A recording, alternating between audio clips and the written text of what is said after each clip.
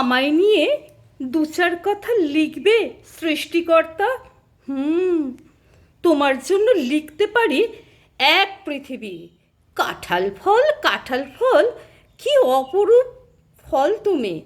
যেমন গন্ধ তেমন বর্ণ, ঘর পরিবেশ সব কিছু একদম মন ময়ূরীর মতো মাতোয়ারা।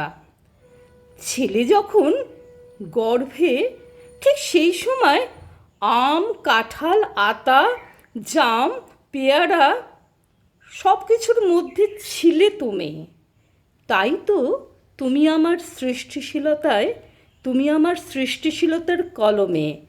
কাঁচাতে এঁচোড় আর পাকাতে কাঁঠাল।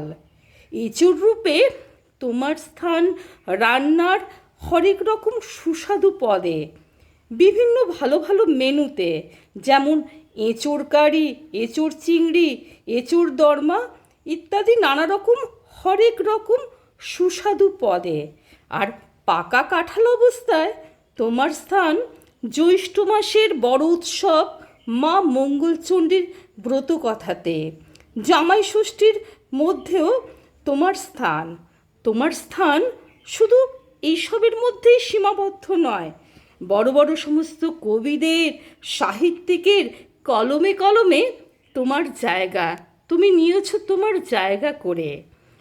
আর তোমাকে নিয়ে নানা রকম প্রবাদ বাক্য, যেমন এঁচোড়ে পাকা, গাছে কাঁঠাল, গোপে তেল ইত্যাদি প্রবাদ বাক্য, সব কিছুকে ছাপিয়ে তোমার স্থান জয় জগন্নাথ, জয় জগন্নাথ, জয় জগন্নাথ, জয় জগন্নাথের শ্রীচরণে। শর্মিষ্ঠা, ধন্যবাদ।